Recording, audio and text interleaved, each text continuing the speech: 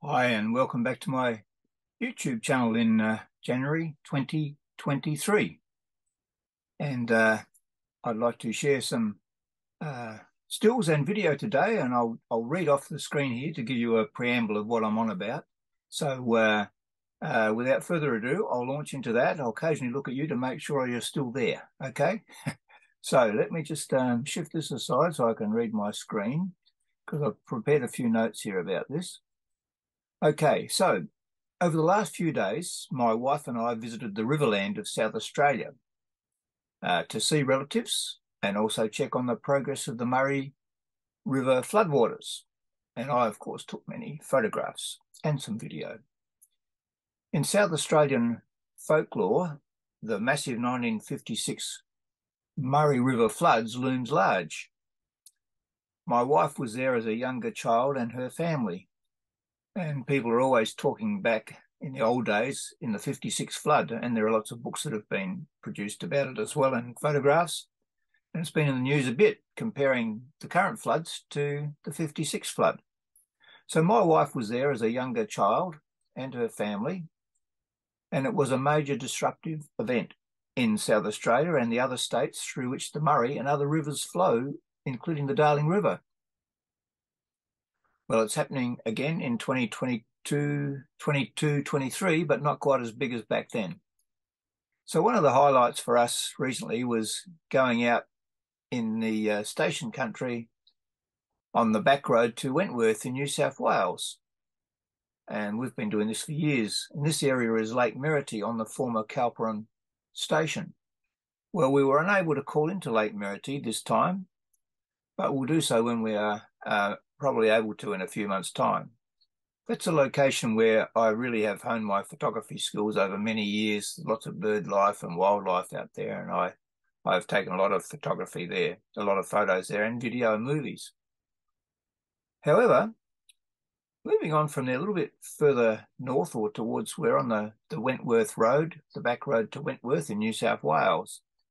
And a place a bit further on is a place my late father-in-law, Dud Faracre, has showed us in the past, and it's called Suicide Bridge, and it's on Calperum Station. Years ago, the South Australian government was planning to build a large-scale dam on Calperum Station to supply water for South Australia, but it never happened. I'll put a link underneath where you can read on Wikipedia all about the Calperum Dam project and why it didn't go ahead and the politics of the day and all that sort of thing. So the Calperum floodplains are now covered with water, and you can almost visualise what they had in mind when they were going to build the Calperum Dam. And I will show you some of the pics of what that area looks like in flood from that back road to Wentworth. Now, the story behind Suicide Bridge, and I'm reading this off of Wikipedia, and I'll make another comment at the end of it. So this is from Wikipedia about Suicide Bridge. According to Mr. Jack Robertson of Calperum Station, from stories handed down through his family, tenders were called for the building of a bridge to cross Lake Litra Inlet in the early 1900s. Lake Litra's inlet is actually at the bottom of the lake, and the outlet is at the top of the lake. The successful person that had the job of building the bridge thought that the inlet was at the top of the lake, and he built this bridge actually over the outlet. By building the bridge in the wrong location, the authorities refused to pay the contractor, and it was reported that the contractor was not able to pay his debts for building the bridge and committed suicide off of the bridge. Now, years ago when I first visited Suicide Bridge, and I've taken photos there in the past, I looked it all up, and there were some different stories, not quite the same as that, but similar to that, with the name of the person who suicided and the circumstances of what actually happened. I don't know that he actually suicided from the bridge. However, I believe he did suicide because he was heavily in debt. So in this region was what was called the Old Coach Road, used by the Cobb & Co stagecoaches.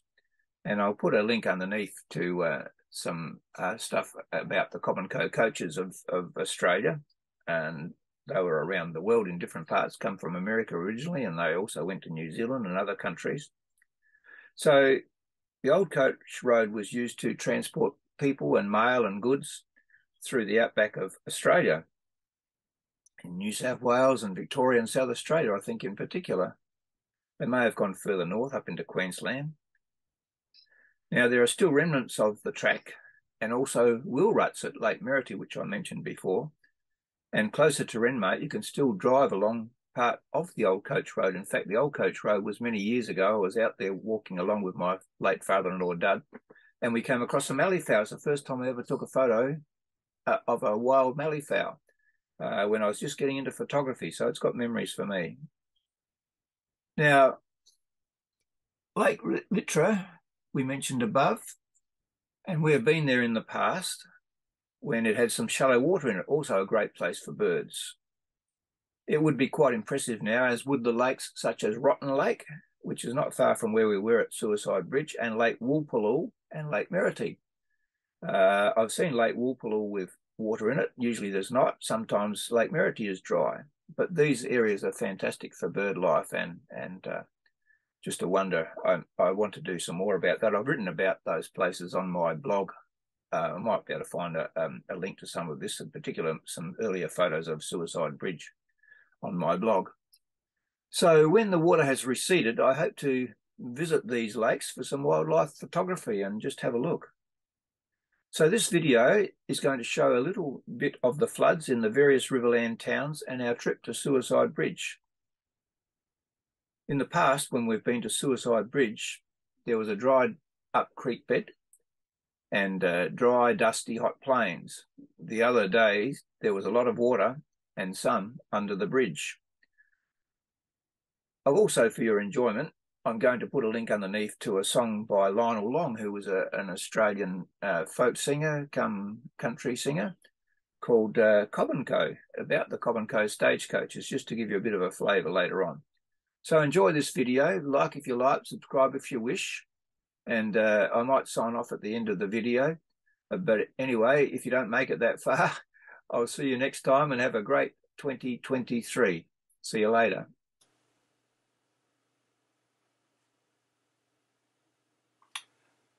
Okay, so come and join me on this journey. I'll do some narration as we go. So here we are on the road leading out to Wentworth, which comes away from Renmark, and it's a dirt road. We've been on this road many times over many years. That's some electricity pylons that are being built there. Now this particular part of the road is a little crossing, which is usually a dried creek, but there's never any water in this normally. But this time round there is, and it was so we stopped to take some photos because all this area is normally very dry. Here we are now in the car on the way out into the station country on our way to Suicide Bridge, and a bit of a bumpy road. It was a very hot day. I've turned the sound down of all the comments in the car so you don't hear all our ravings on, and I'll try and add a little bit of music to this whole video part of it later on. So there you go, we're moving along through the red dirt country. The red dirt and the blue bush, or the salt bush country, is what we call this normally, my wife and I. And we love this area. Now we've got a few stills. We'll come back to a little bit more video in a minute. I was using my Canon 700D on most of this. I should have taken my Olympus OMD EM5 Mark II because it's got image stabilization built into the camera, whereas these are pretty bumpy, a lot of this, and pretty shaky, a lot of this video. Now we're heading to the Suicide Bridge. You'll get some shots, views of that in a minute.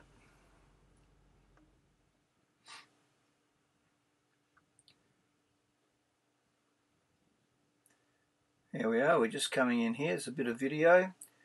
Now this was built for Cobb & Co coaches, but no one, to my knowledge, ever drove their Cobb & Co coach across that because it was put in the wrong place, and that's why the gentleman who made it, when the people who contracted him wouldn't pay him because he made a mistake, he apparently suicided, which is a pretty sad story really. But we've been here in years gone by when that's been totally dry under that bridge, and we've had photos, family photos that I've taken with people all standing on the bridge and sitting on the edge of the bridge, but we wouldn't dare do that now. There's some of the water. That's normally just dry dirt country that you can walk through, but it's all full of water there at the moment. And there's the lead into the bridge. It was supposed to have been built the other end of the lake, apparently. There must be a lake out there somewhere that normally has got some water in it. Some of the old nails that are in there, or yeah, I've taken photos of these before. It's quite an interesting construction, and it's really deteriorated since the last time I was there was probably nearly 20 years ago, and it's deteriorated a lot since then. This is the outlet from the bridge, heading out from there and looking back in again to a lot of green algae on the water there. But the water was actually flowing around that area out there where you can see the blue water quite strongly and rippling away, and it's quite interesting. Just walking down below that, there were some Aboriginal burial grounds we found just down there onto the left-hand side when we were there once before, which we didn't disturb, but we could see some bones coming through in the sand. Once again back on the track. I think we're heading out away from Suicide Bridge now and heading back to the main road. We'll soon find that in a minute. I think that's what we're doing.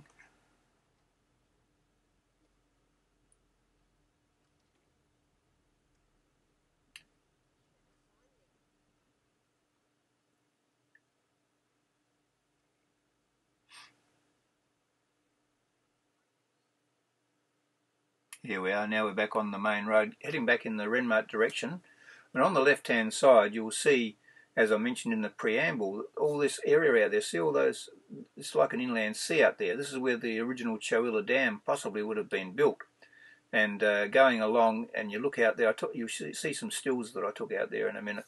There's actually whitecaps on the water. There was a lot of water out there, and I've never seen it like that before. We're coming up to some shots of the still shots of all this water there now, which is really quite amazing.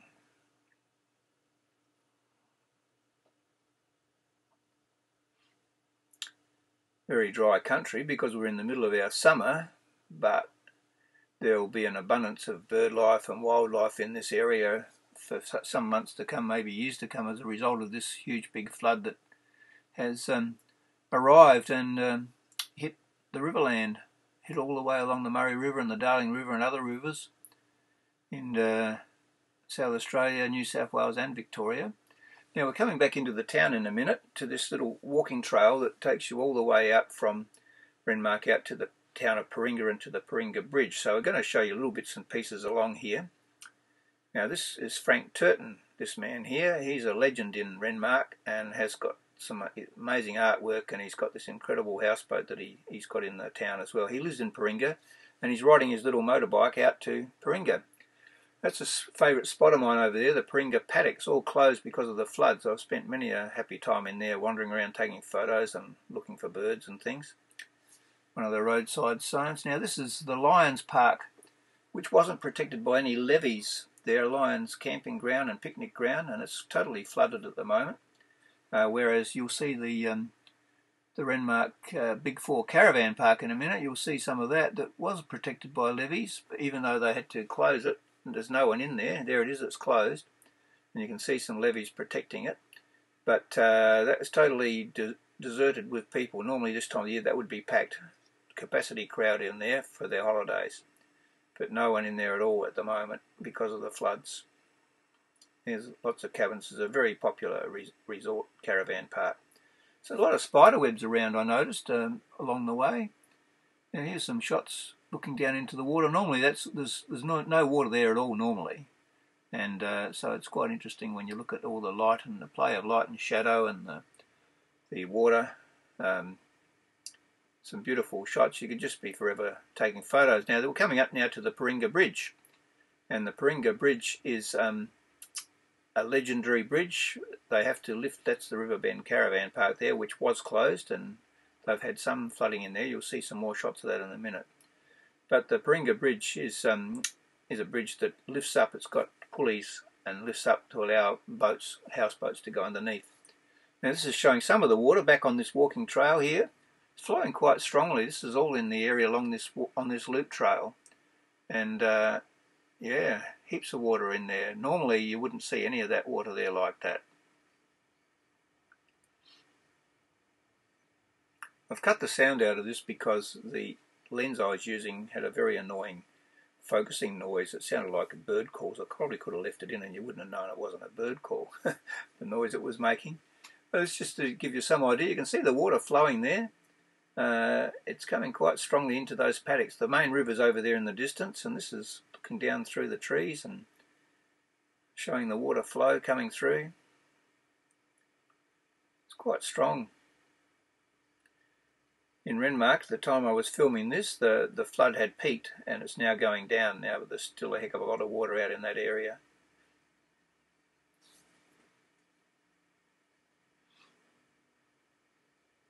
This is still from the walking trail that connects Renmark and Paringa. Probably take you about, I don't know, 50 minutes to walk along that trail. A lot of people use it as a bike riding trail. So it's where the old train used to go along there actually, and then the train used to go over the Paringa Bridge. But we don't have the trains in the country areas anymore.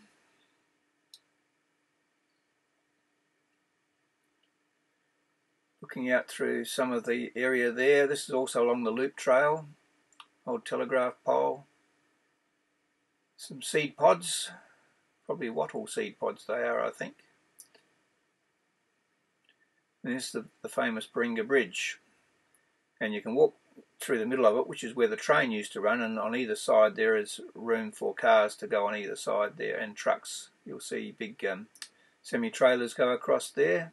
It's quite an interesting construction. I did some experiment with some black and white shots of the structure there. It's quite spectacular old bridge, really.